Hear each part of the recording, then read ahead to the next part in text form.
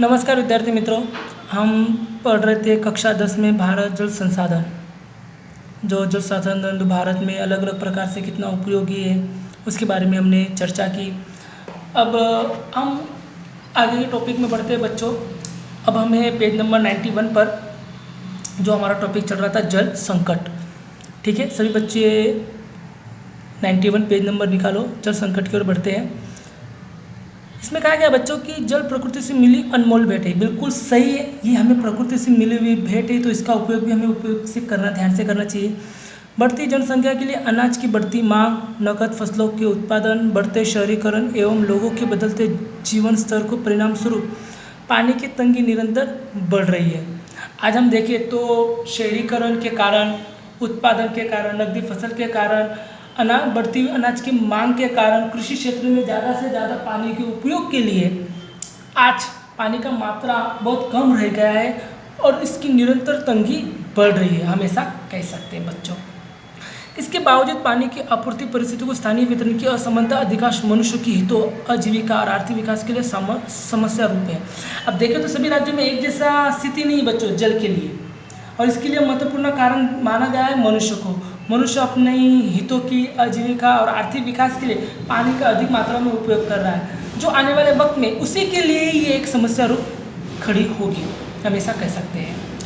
अगर आज हम पढ़े बच्चों तो वर्तमान समय में भी पश्चिमी राज्यों में, शुष्क क्षेत्रों में, प्रायद्वीप पठारी प्रदेशों में, आंतरिक भागों में जल संकट की गंभीर समस्या है।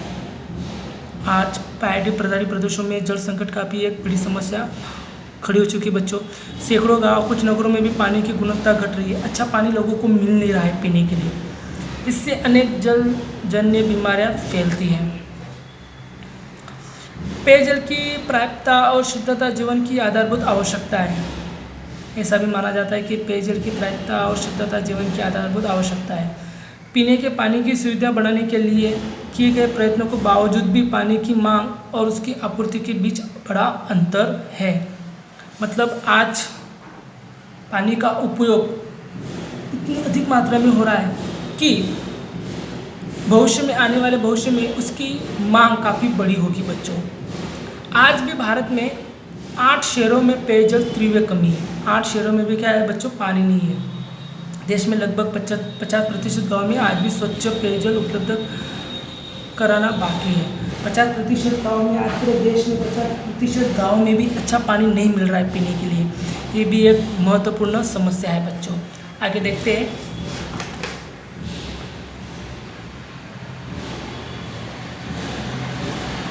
पेज चेंज करो बच्चों। भारत में सिंचाई की सुविधा में भारी मात्रा में वृद्धि हुई है। इसके बावजूद 2/3 कृषि क्षेत्र अभी भी वर्षा के आधार पर रहते हैं। वर्तमान समय में कुएं और ट्यूबवेल द्वारा अधिक से अधिक मात्रा में पानी बाहर निकालने से भूमिगत जल का स्तर नीचा गया है। ज़्यादा से ज़्यादा कुएं से पानी निकालने से या ट्यूबवेल से पानी का उपयोग करने से पानी भूमिगत स्तर क्या हो गया बच्चों, नीचा हो गया है। परिणाम स्वरूप जल संसाधन घटा है। कुछ राज्यों में भूमिगत जल को अधिक मात्रा में निकालने से देश गंभीर प्रश्न खड़े हुए। पानी की घटती गुणवत्ता और बढ़ती तंगी जैसी समस्याओं का सामना करना पड़ रहा है। आज ऐसी समस्या आ गई कि ज़्यादातर राज्यों में पानी नहीं पा रहा है, मतलब पानी नहीं मिल पा रहा है और सही तरह से अच्छी गुणवत्ता का पानी भी नहीं है। मतलब कहीं ना कहीं जल संसाधन क्या हुआ है बच्चों, घटा है, जिसके कारण आने वाले भविष्य में इसकी भारी मात्रा में समस्या निर्माण होगी। पानी को घटती गुणवत्ता और बढ़ती तंगी जैसी समस्याओं का सामना करना पड़ रहा है। कृषि उपरांत उद्योगों में पानी का अनियंत्रित उपयोग होता है। घरेलू और इकाई की दूषित जल और जल प्रदूषण का मुख्य स्रोत है, हमेशा कह सकते हैं। पानी का उपयोग अधिक मात्रा में हो रहा है, उसकी तंगी भी उपरांत हो रही है। पानी अनियंत्रित उपयोग होने से पानी ज़्यादा से ज़्यादा दूषित भी हो रहा है। जल प्रदूषण भी उसके एक मुख्य कारण बन चुका है कि घरेलू की या उद्योगों में भी पानी ज़्यादा से ज़्यादा मात्रा में उपयोग होने से बच्चों कहते हैं कि पानी प्रदूषित हो रहा है। ये भी बिल्कुल सही है, ऐसा हम कह सकते हैं। अब आगे के टॉपिक में पढ़ेंगे बच्चों जल संसाधनों की सुरक्षा एवं व्यवस्थापन। हम सब जानते हैं कि उपलब्ध जल मर्यादित है, इसका वितरण भी असमान है, साथ में प्रदूषित जल की समस्या है। इसलिए विवेकपूर्ण उपयोग और पर्याप्त जल की पर्याप्तता के लिए उपयोग करने की आवश्यकता है। जल एक ऐसा संसाधन है कि उसका सीधा संबंध समग्र जीवन सृष्टि के साथ जुड़ा हुआ है। जल संसाधन की सुरक्षा के लिए उपाय अलग अलग स्तर पर करने की आवश्यकता है। सभी क्षेत्रों में पानी की जो जो अलग अलग प्रकार की समस्या है उसे हल करना हमारी प्राथमिकता भी है और बच्चों हमारा कर्तव्य भी है। हर स्तर पर उसकी संसाधन को ध्यान में रखते हुए उसकी आवश्यकता के अनुसार हमें इस चीज़ पर ध्यान देना चाहिए। जल संसाधन की सुरक्षा जल संरक्षण के रूप में भी जानी चाहिए। जल के संरक्षण में कुछ सामान्य उपाय निम्नलिखित अनुसार जल संचय के लिए अधिक से अधिक जलाशयों का निर्माण, एक नदी बेसिन दूसरी नदी बेसिन से जोड़ना एवं भूमिगत जल स्तर को ऊपर लाना आदि समावेश हो सकता है। जो जल एक राष्ट्रीय संपदा है, हमेशा कह सकते हैं, एक नदी को दूसरी नदी से जोड़कर पानी की मात्रा बढ़ाई जा सकती है और भूमिगत जल स्तर को हम बढ़ा भी सकते हैं बच्चों।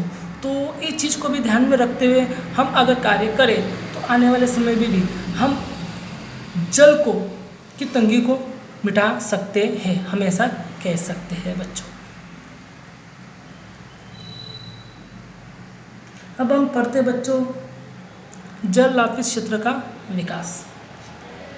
जल आपूर्ति क्षेत्र के विकास के बारे में चर्चा करते हैं बच्चों।